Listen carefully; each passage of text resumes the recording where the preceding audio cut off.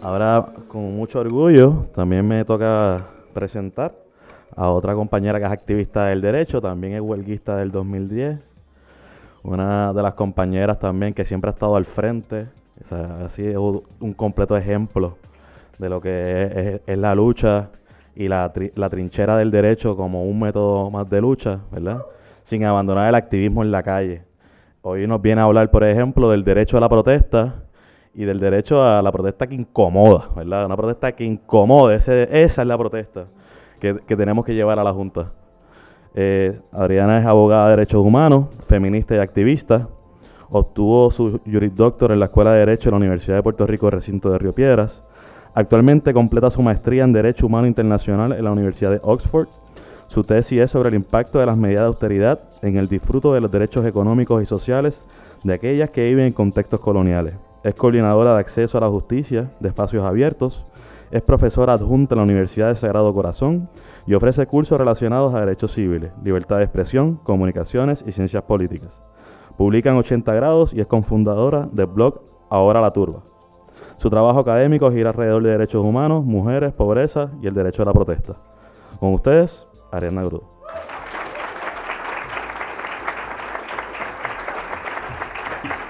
Gracias a las compañeras y a los compañeros que están aquí hoy. Yo tengo que empezar diciendo, voy a empezar hablando un poco desde mi espacio y por qué estoy aquí. No puede pasarse la ocasión de darle las gracias, además de que son muchas compañeras las que están organizando esta actividad, el trabajo del compañero Amado Martínez, que sé que ha echado el resto para que esta actividad se logre. Yo escribí unas notas por eso de no perderme. Tengo un reloj que no sé leer, pero que sé que cuando la agujita se mueva, pues ya son los 20 minutos. Tengo al compañero Valdemiro. Espero no abusar de su tiempo y un poco, pues, de lo que quiero hablar. Primero, yo quería empezar hablando un poco, y ahí está Víctor, que tiene el PowerPoint, así que a veces, pues, haré así, hola Víctor, pues, para tratar de cambiar el slide. Un poco quería hacer 3 señalamientos antes de empezar a hablar y lo primero es decir que si bien yo soy abogada, estoy en este espacio hablando como una que protesta y hablando como una que protesta desde mi realidad como activista. Y yo empiezo a llorar, así que no pueden aplaudir. Entonces, y en los tribunales también, los que me conocen y han ido conmigo a una regla 6 saben que mi táctica es llorar y funciona siempre. Un poco, ¿verdad? Que quería hablar y decir primero que yo estoy aquí como una que protesta desde mi realidad como abogada, mujer y activista. Yo creo en la protesta como mecanismo de lucha y creo que hay que resistir este sistema judicial y los medios masivos que traducen nuestra indignación en violaciones de ley, en faltas a la vida en sociedad, en actos de turbas desordenadas. Yo voy a estar hablando desde acá, en términos legales a veces, usando a veces esa presentación, a veces leyendo y otras veces hablando, pero con la conciencia de que estoy con ustedes allá construyendo también un país distinto. Segundo, me gusta pensar que yo soy una abogada que trabaja para que las abogadas no seamos necesarias. Aunque los tribunales son foros importantes y la cantidad de arrestos que hemos visto últimamente, las demandas, los procesos criminales que están enfrentando algunas compañeras están ahí, la realidad es que las luchas no se hacen en los tribunales. A veces vamos a los tribunales y nuestras luchas, en la mínima cantidad de veces, se traducen en victorias legales. Pero la realidad no siempre es esa. La lucha se trabaja desde la calle, desde espacios como los espacios que proponen las compañeras del campamento contra la Junta y las compañeras de la jornada Se Acabaron las Promesas. Yo creo que nosotros estamos en estos momentos en una lucha frontal con el derecho. Las medidas de austeridad, promesa, que es una ley y es una ley federal, los incentivos a bonistas y buitres, el encarcelamiento de Oscar López Rivera, demuestran que el sistema de ley y orden está en guerra con nosotras hace tiempo. El sistema de justicia que nosotros tenemos es colonial, es patriarcal, es lento y es castigador. Esta lucha es anticolonial, es feminista, es ágil y es liberadora. Así que aquí no puede haber espacio. Así que cuando esté hablando aquí del derecho a la protesta, no puede haber espacio para pensar que un día vamos a poder trabajar un derecho a la protesta tan amplio que sea armonioso el acto de salir a manifestarnos y expresar nuestra indignación. Eso no va a ocurrir.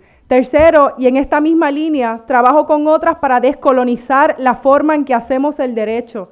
Yo pertenezco a una profesión obsesionada con las buenas costumbres y con los buenos modales.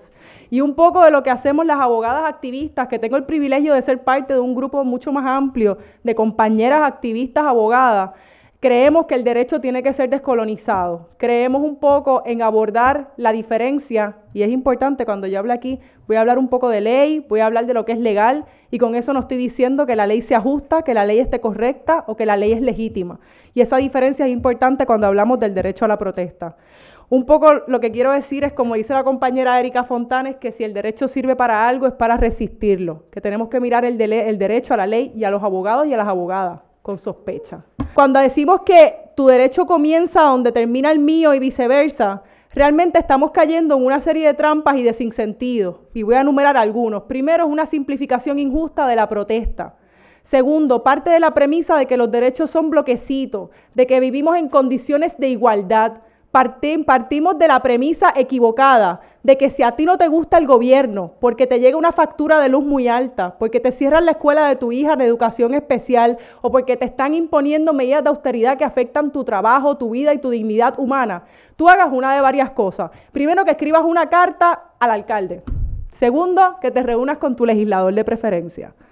Tercero, que si no te gusta el gobierno, pues entonces salgas a votar. Y esa simplificación pierde de perspectiva que nosotros vivimos en unas condiciones de desigualdad de poder que necesitan un remedio y un mecanismo de expresión rápido y ágil. Cuando hablamos del derecho a la protesta, hablamos del derecho de manifestar nuestra indignación, pero también hablamos del derecho a exigir un remedio ahora. Y por eso es que protestamos. Cuando otra simplificación del derecho termina y comienza en la que caemos, esta es una forma de burlar lo que significa la disidencia. Queremos compartir los videos de las protestas en otros países esperando que liberen el nuestro. Y pensar que si vamos a protestar en Puerto Rico, hagamos como dice la profesora Rima Brusi, allí donde no moleste nadie, donde la protesta sea elegante, donde la protesta sea cordial. Y eso no tiene que ver con los estados de desigualdad, de pobreza y de precariedad que se viven en nuestro país. Usted no es dueño de un periódico que controla la vasta mayoría de los medios de comunicación de su país. Por eso es que usted tiene que ir a protestar y coger un megáfono y cerrar una calle. Otra de las cosas, y la línea de la compañera Rima Brusi es que se ubique la protesta allí donde no moleste, en un artículo hermoso que se llama Para domesticar la protesta, está en 80 grados, búsquenlo, y también vayan ahora a La Turba, que es un blog nuevo que empezamos. Un corillo, viste, Mariana no promociona el PPT, yo promociono ahora La Turba. Entonces, diametralmente opuestos, Mariana. Un poco, ¿no? Otra cosa que tiene que ver con esa idea loca de que los derechos son bloques y que estamos en condiciones de igualdad y que la Junta explota mucho, es la cuestión de la expectativa injusta sobre la protesta. La protesta se le deposita la expectativa injusta de que tiene que llevar un mensaje y una propuesta. Y la protesta, por su propia naturaleza, puede asumir muchas maneras. A veces la gente dice, pero ¿por qué protestan como protestan? ¿Por qué no llevan el mensaje de otra manera? Pues mira, a veces el objetivo de una protesta es detener una operación, y ese también es una de las maneras en que tenemos que verla y no pasar a demonizar a las personas que se están manifestando. Derecho, como dije, a nosotros nos tocaron cartas bien malas por nuestra situación colonial y por muchas razones en lo que se refiere a nuestros derechos civiles y constitucionales. Pero es importante, aunque digo que el derecho hay que mirarlo con desconfianza, conocer esos parámetros principales del derecho. Un poco lo que quiero hablar es bien, y pasando a grosso modo, sobre el derecho a la protesta, y es que para algunas personas, algunos teóricos hablan de que el derecho a la protesta es el primer derecho.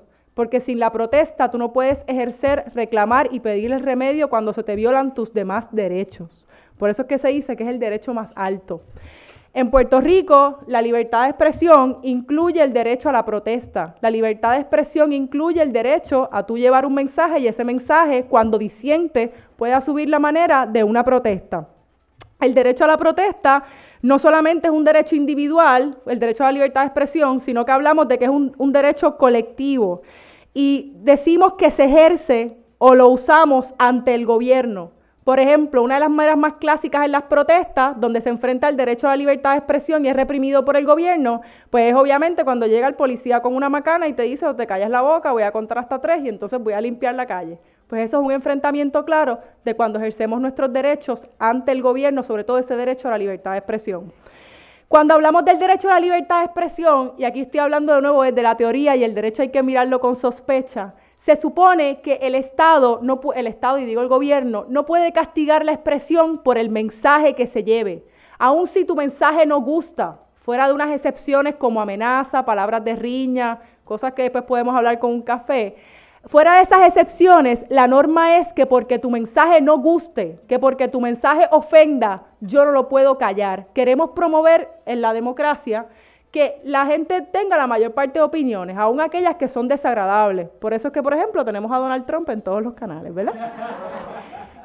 Y un poco está esta figura mítica, ¿verdad?, de que el Estado no puede intervenir con el mensaje, y la manera en que intenta intervenir es diciendo qué parámetros puede tener la protesta. Todo el tiempo escuchamos, y ustedes lo habrán oído en algún cuartel, así alguien googleando rápidamente, que existen parámetros de tiempo, lugar y manera. El Estado puede intentar regular cuándo, cómo y dónde se hace la acción de protesta, pero nunca puede regular de un modo que cancele la expresión totalmente, que haga la protesta inefectiva, ni puede hacerlo de una manera tal que sea obvio que tú no me estás castigando porque yo tengo un megáfono, sino porque no te gusta el mensaje contra la Junta que yo te estoy llevando.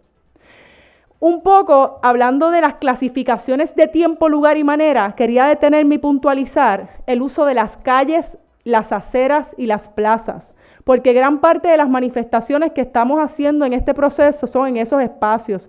Y esos espacios son espacios de uso público tradicional. Son aquellos espacios donde el Estado menos puede regular nuestra protesta. Igual así, el Estado de Derecho reconoce que nosotros podemos pegar pasquines y es legal en puentes, en columnas y en postes. Podemos también utilizar altoparlantes, porque el Estado reconoce que si tú no tienes acceso a los medios, un altoparlante con tus recursos es una manera efectiva de expresarte. Y el Estado también nos habla un poco de la propiedad privada. Aquel que domina la propiedad privada puede decir, en mi área, en mi rancho, yo no quiero que tú vengas a protestar. Y dice, por ejemplo, la ley o el Tribunal Supremo ha dicho, no puedes ir a protestar a casa de un político, esa protesta no va a estar protegida. No puedes protestar, técnicamente no puedes dormir frente a Fortaleza porque dañas el paso de los transeúntes y de los vecinos, etcétera, etcétera. Y una de las razones por las cuales les digo todos estos ejemplos es porque el derecho intenta ser neutral, pero ciertamente no puede serlo, porque siempre está protegiendo no a la persona que se expresa, sino a la persona que podría ofenderse. Y es lo que hacen los policías. Cuando los policías entran en estas protestas, a veces se convierten en guardianes de la propiedad privada, cuando la policía debería existir ahí para que se pueda hacer un ejercicio efectivo del derecho, tanto de la que está indignada como de la persona a la que se le está protestando. Y no, la policía está ahí a veces para guardar la propiedad privada y proteger a los que se podrían ofender. Un poco quiero tocar el punto, y sé que no tengo mucho tiempo, de que la protesta, para que se pueda ejercer efectivamente, tiene que hacerse en un lugar donde mi reclamo llegue a la persona que yo le quiero protestar. Es decir, ustedes saben que la policía ha tomado la costumbre desde Huelga 2010 de tener estos cartelitos terribles, algunos de ustedes tienen en su casa decorando sus espacios personales, que dicen zona de libre expresión. Y esos lugares, esas zonas de libre expresión, que a veces son espacios súper pequeños y remotos y en una esquina, muchas veces no cumplen con el requisito de que si yo me expreso ahí, ¿es efectiva mi protesta? ¿Me escuchan? ¿Molesta? ¿Incomoda? Si la respuesta es no, es posible que tú me estés censurando mi derecho a la libertad de expresión. Otra cosa pasa en el tema de la Junta de Control Fiscal, y con esto las protestas a GFR, a Walmart y a la Cámara de Comercio, es que la Junta no tiene un lugar. Así que para que mi protesta sea efectiva, las que se manifiestan han decidido seguirle el rastro a la Junta y manifestarse allí donde vaya cualquier persona que se esté beneficiando de la Junta. Y eso también lo tenemos que ver en el contexto de la libertad de expresión como una manera de intentar que mi protesta sea efectiva. Voy a hablar un poco y voy a tratar de correr sobre la criminalización de la protesta. Próxima. La criminalización de la protesta se hace de muchas maneras. La principal es la brutalidad policíaca. No hay mayor disuasivo si usted, y antier escuchaba a Scott hablando de la memoria de nuestros cuerpos cuando estamos en una manifestación, de sentir a un policía que te empuja, un macanazo, el pepper spray, y eso no debería ser así. ¿Qué mayor disuasivo para una persona que nunca ha ido a una manifestación que ver una línea de fuerza de choque? Así que nada más la amenaza de la brutalidad policíaca es un disuasivo para mi libertad de expresión y viola mi derecho a la protesta. Por eso es que es bien importante seguir enfatizando la enseñanza en derechos humanos, el estar en contra de que la policía use castigos en forma de tortura. La reforma de la policía no ha servido para reformar, pero sí ha servido para que empecemos a visibilizar y ponerle nombre a estos ataques que la policía hace en el contexto de una manifestación y que nos han funcionado en las últimas manifestaciones para exigir que un policía sea sacado de la línea de fuerza de choque o para poder presentarle querellas administrativas a policías por cosas como, por ejemplo, uso de batón en la cabeza, agarres al cuello, uso de batón en la parte de atrás del cuello, utilizar mace, mace es un picante que si te cae encima te quieres arrancar la piel. O utilizar mace, utilizar caballos o motoras para romper manifestaciones. Y eso es importante seguir ahí en ese punto de la brutalidad policíaca, seguir enfatizando en que tú tienes un derecho a grabar la policía y que la policía no lo puede impedir, en la importancia de documentar. Cuando llegamos a una manifestación, lo primero que hacemos es averiguar cuál es la línea de mando, coger esas placas de los policías, tratar de parear policías que en otras ocasiones le hayamos hecho querellas de derechos civiles para pedir que los remuevan rápidamente. Y esa labor de documentación nos ha sido útil en procesos de lucha y también en procesos legales. Otra manera de castigar la protesta son con los delitos. La pasada administración nos añadió la ley Tito Kayak y la ley que prohibía protestar en las gradas. También nos añadió la ley que castiga manifestarse encapuchado. Pues nos eliminaron dos, la Tito Kayak y la de las gradas. La de los encapuchados sigue como una de las maneras de seguir criminalizando a quienes protestan y protestan encapuchadas, estemos de acuerdo o no estemos de acuerdo, porque hay un sistema represivo en el país. Esa es la realidad del país. Y un poco conocer cuáles son los delitos a los que nos enfrentamos, obstrucción, resistencia al arresto, que muchas veces son delitos graves, pero que vemos que en estos procesos se pueden complejizar. Otra manera de criminalizar las protestas, las demandas que han sufrido últimamente las compañeras y los compañeros. En estas demandas, GFR, Cámara de Comercio y el otro que se me olvida, y Walmart se han encargado de demandar a la jornada contra la Junta, al campamento contra la Junta. Entidades que no existen en ninguna parte y que estos abogados saben desde su día 1 en la Escuela de Derecho que es imposible demandar lo que no existe, al menos jurídicamente. Pero es un intento, pero esto no es inadvertencia ni es ignorancia, es un intento concertado de crear un miedo entre las compañeras y los compañeros que son parte de estos procesos de lucha. Yo no tengo que mencionar al emplazador que llegó al campamento amenazando a las personas a punta de con una pistola, si no se identificaba quién era la persona que iba a ser emplazada. Tampoco tengo que identificar el intento en estos últimos espacios de tribunal de tratar de responsabilizar a una sola compañera, ¿verdad? Ese énfasis liberal en el individuo, para que esa compañera sea responsable de acallar al resto de la manifestación. Y eso es otra manera de criminalizar. No me quiero extender y un poco quiero llegar a la última parte, que es nosotras las abogadas y qué es lo que nosotros estamos proponiendo. Voy a tomar 3 minutos más. Empezar a hablar de cómo nosotras podemos empezar a defender en los tribunales el derecho a la protesta como un espacio de acción. Tenemos un nombre provisional que es el Comité de Acción Legal, las siglas son CAL. Por ahí hay una persona que me advirtió ferozmente contra eso porque el CAL era el Comité Armado de Liberación. Pero no.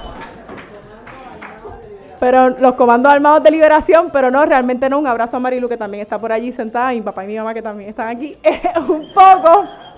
Un poco, voy a hablar y voy a tomar 3 minutos, voy a hacer bien, porque tenemos unas propuestas sobre el derecho a la protesta también, así que bastante breve. Nos estamos organizando para acompañar. Nosotras creemos que las abogadas no somos un kit de emergencia ni una curita. Si usted necesita que lo saquemos de la cárcel o usted necesita que lo defendamos en un proceso, un abogado o una abogada, quizás un abogado o una abogada cualquiera con educación y preparada, puede cumplir ese propósito, pero las abogadas tenemos que hacer más. Y ese más que tenemos que hacer tiene que responder a la línea política de las personas con las que estamos luchando. Los tribunales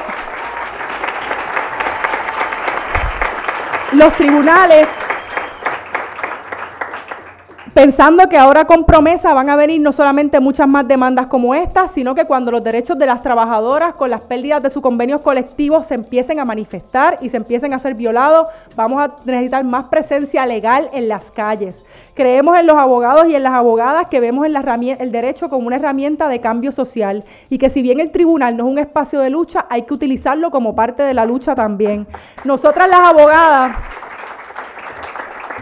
3 puntos más. Nosotras las abogadas hemos tenido la oportunidad de ser observadoras en estas últimas jornadas y yo creo que hemos aprendido mucho, sobre todo de que las abogadas nos podemos ser, aunque somos parte de la lucha, protagonistas de los movimientos, porque tendemos a capitalizar con el privilegio de nuestro título y eso no puede ser. Tenemos que aprender a ser soldadas de fila. Cuando estamos en el proceso de observar, nosotras en las manifestaciones no somos una observadora pasiva. El 31 un policía se quitó el casco para enseñarme un puntito de sangre que tenía y decirme que le había caído una piedra a través del casco y le había atravesado la piel. Y cuando yo le dije, yo no lo vi, me empezó a recriminar y a amenazarme porque yo solamente observaba lo que yo quiero observar. Y mi respuesta sigue siendo la misma que le di hace aquel día. Yo observo lo que quiero observar y lo que puedo observar, igual que lucho donde voy a luchar. Y un poquito es eso de que yo lucho y observo como activista. Así que se hace el trabajo de documentación de violaciones de derechos civiles, pero también hay un proceso de estar con la lucha. Y que cuando voy a negociar con la policía no es lo que yo creo, por más al garete que yo piense que está la situación en el momento. Es un poco de tratar de llevar el mensaje y de crear espacios de negociación que se dan en los procesos de protesta, porque los policías y las policías muchas veces están en la misma condición de opresión que denunciamos. Y se dan aunque los medios no los cubran. Esos espacios de negociación, sin esos espacios de negociación, las protestas que hemos llevado en el último mes no serían las protestas que llevamos en el último mes. En segundo punto, quiero hablar de que nosotras tenemos un deber ético individual, pero también estamos proponiendo un deber ético colectivo hacia todas las personas y hacia el movimiento que estamos defendiendo y que estamos acompañando en este proceso. Como sugerencias, como propuestas, nosotras queremos redefinir el espacio del derecho a la protesta por medio de una visión más radical del derecho. La teoría es importante y las académicas son bien importantes también, pero debemos empezar a trabajar un derecho a la protesta autóctono y que si el derecho no nos da, porque no nos va a dar, entonces hay que crear otros espacios de acción. Segundo, promover el acceso a la justicia, que usted conozca sus derechos y que tenga los mecanismos para ejercerlo. Que tú tengas la confianza de que cuando aparezca el policía a las 4 de la mañana que te quieren meter un perro ilegalmente dentro de la caseta sin orden, tú puedas tú puedas tener la confianza de que tú conoces tu derecho, que le vas a exigir que tenga una orden porque no te puede entrar el perro a la caseta a las 8 de la noche, porque esa caseta es tu vivienda. Y además de eso, vas a tener la confianza de que vas a tener los mecanismos para defenderte, que es una línea, un grupo de abogados y abogadas que van a decir presente cuando los necesites con una línea política clara. Es decir, sin decir, diablo, estás al garete que estás acampando frente al campamento. Lo tercero, reafirmar el rol de la abogada activista. Y cuarto, y con esto termino, promover la discusión de derechos humanos internacionales. Hablamos mucho de la Junta en términos económicos y hablamos en términos de números y es importante, pero es una trampa. Aquí hay que empezar hablando del derecho a la vivienda, del derecho a nuestra salud, de la educación, porque si no exigimos ese piso de protección social, la protesta se nos puede quedar corta. Y habiendo dicho eso, gracias.